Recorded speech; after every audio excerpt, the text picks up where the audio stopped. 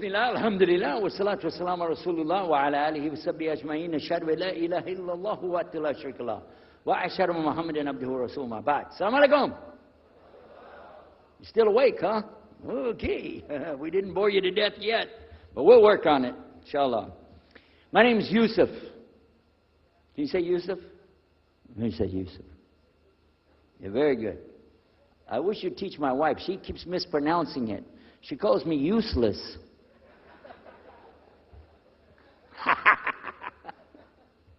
Alhamdulillah. Now, how many of you were in the program today? I was teaching us, trying to teach about how to call the people to Islam called da'wah. How many were there? Okay? All right. I just used an example what I was telling you about. Remember I was telling you when you introduce yourself to somebody, you got to get friendly with them. So I just used an example right there.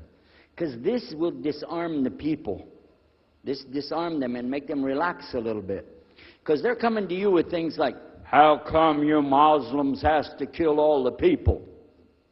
What kind of question is that? How come you have to beat your wives? Why does your book tell you that you're the only ones going to go to paradise? So these kind of questions, when they come to you, what are you going to do? So the first thing, as we said in the program, and I hope, by the way, if you didn't join us today, join us tomorrow. Are we continuing tomorrow on the Dawah thing or no? Oh, okay. But when we're doing it, you look through the schedule. I'm not going to get into that, but just look through the schedule and join us for this whenever we're talking about the Dawah. Because part of giving Dawah is you. And if the people aren't buying it, they're not going to listen to what you got to say. So you got to soften them up a little bit. Got me? Okay, where are we? The subject tonight is the subject of priests and preachers entering Islam. And often people ask me, we heard about you used to be a priest or something, and you came into Islam, so, tell us about it. We want to know, how does that happen? And it's not just Muslims who want to know. Non-Muslims would like to know the story too, because they feel like, you mean you didn't understand? I mean, you were a priest, you didn't understand about Jesus? Come on, man. So, it's a topic that I talk about a lot. The first thing I have to do is clarify a couple of points. I was not a priest. In the English, we use the word priest to mean somebody who is in the Catholic Church. If you're not from the Catholics, if you're from the Protestants, then you don't use that term. We usually use the term, for instance, pastor, minister, preacher, reverend, and these are some of the titles. We came up with an awful lot of them because that's the way humans are, right? Give ourselves titles. So I was a preacher and a minister of music. But it doesn't really matter, but just if you're talking to a Christian and you say a priest, he's going to say, oh my God, how is that? And when they find out, oh, you weren't a Catholic, well, that's a lie, then you weren't a priest. So I want to clarify that. As a matter of fact, I will tell you, in my own estimation, I'm probably the least of the factions within this equation. Because there were so many other people that came into Islam the same time I did. That's why it takes a little bit of time to tell the story. But they asked me to tell it tonight, so we're going to do that. But I want you to listen carefully to realize what goes through the mind of a person that's not Muslim. Okay?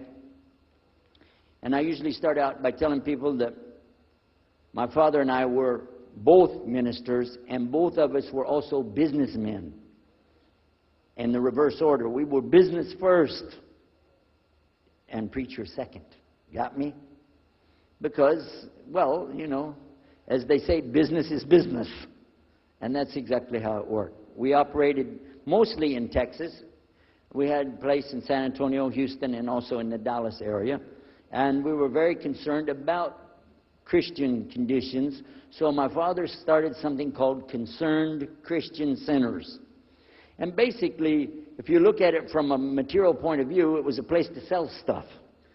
But what we would do is take consignment things in. People could bring things into us, and then we would sell it and keep part of the money.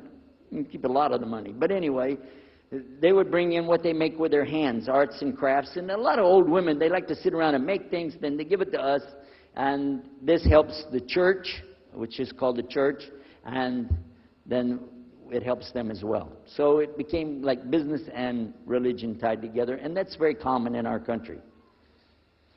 At one point, my father told me, we're going to start doing business with a man from Egypt. Well, I said, well, this is great. International sounds good. We can put this in our business card. We're international. He said, and this man is from Cairo, Egypt. And that's where, if you know, they have the Nile River. They have those big pyramids. They have the Sphinx, Abu Hul. You know, they got everything. And we said, oh, this is good. He said, and he's a Muslim. I'll never forget it. I've told the story many times, but it's just like it happened yesterday. I'm standing in between the kitchen, or in the dining room and the living room area. You know, like this when we're talking, and I just stopped like this. I said, what? A Muslim? No way. No way do I want anything to do with that. Dad, come on, you should know better than anybody. Because we were linked in with other preachers. My father supported people like Pat Robertson. Huh? You know him? Huh, Pat Robertson? And Oral Roberts. He's not very popular anymore, but he used to be real strong.